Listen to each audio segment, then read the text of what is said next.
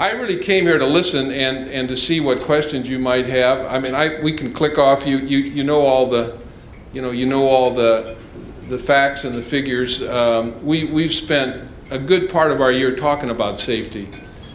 And I know other secretaries have, and I know it was a priority for Mary and every one of my predecessors, but we've really tried to put that at the forefront of everything that we do. After the Colgan Air crash, where 49 people were killed in Buffalo, Randy Babbitt, who's an extraordinary FAA administrator, went around the country and held 12 safety summits, trying to figure out what do we really need to do with regional air service in order to improve it and make sure that pilots aren't fatigued and make sure that pilots are well trained on these regional carriers. And we have a great deputy secretary. I know that that John has been by, and so many of you have known him during the time that he served in Maryland. We put together a safety council at DOT, and John heads that up.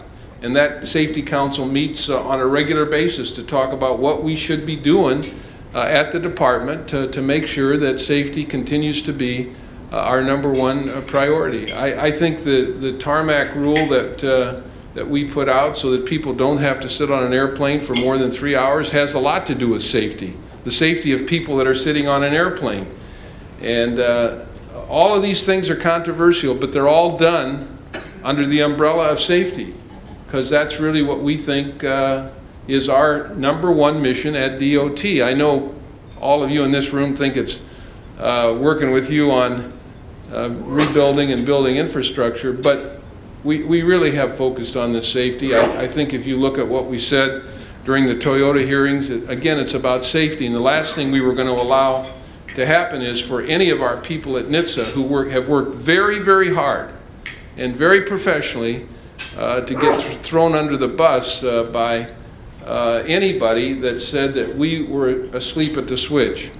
I can tell you this, we haven't been asleep at the switch for the last 13 months. And prior to that, I don't believe we've been asleep at the switch, but we'll get to the bottom of it, and we'll get the corrections that are needed in order to make automobiles safe for people to drive, and the people have a comfort level about driving cars. That's our mission, and that's what we will continue to work on. I had a one-on-one meeting with the President this week to talk about transportation, and I want you all to know the President wants a comprehensive, robust transportation bill. And what he said to me is try and find a bipartisan way to get the money.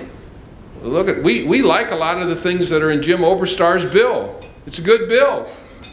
It takes into account our livability opportunities that we've been talking about for the last 13 months. It takes into account the kind of infrastructure needs that exist in America.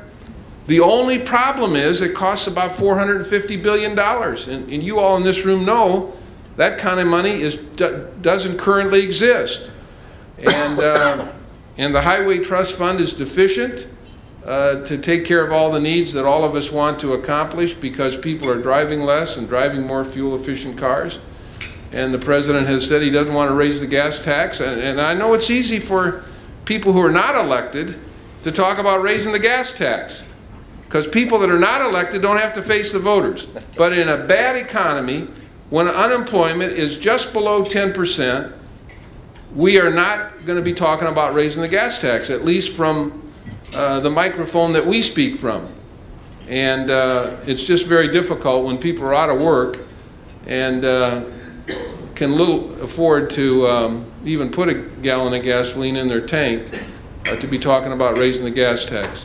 If you look at the budget that the President submitted, or that we have submitted, it does include the infrastructure fund, commonly referred to as the infrastructure bank. And we've talked about the idea of thinking outside the box. How do we do things of a significant nature in transportation? And the infrastructure fund really gets us in that opportunity. And so we'll see what Congress does with our budget. We'll see. We know some people in Congress like the infrastructure fund and others don't. So there'll be a debate about that. And there'll be a debate about how to really come up with the $450 billion. But I want you all to know that President Obama is committed to a very strong, robust transportation program for America. If you look at the $48 billion that's in economic recovery, that's all about infrastructure. $28 billion for highways, $8 billion for transit, $8 billion for high-speed rail. We're going to get in the high-speed rail business in America now. All of you that have been to Europe and Asia come back scratching your head saying, how come we're not in the high-speed rail business? And most Americans do that. And we're in it now. We're right at the point America was at when we started the interstate system. Not all the lines are on the map. We don't know where all the connections are going to be, but I guarantee you 2 or 3 decades from now, America is going to be connected by intercity high-speed passenger rail. And that'll be good for America.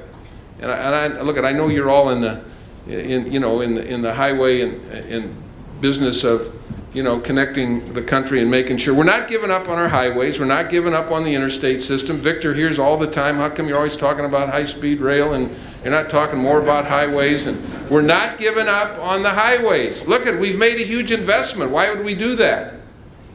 But people want other alternatives. They want streetcars.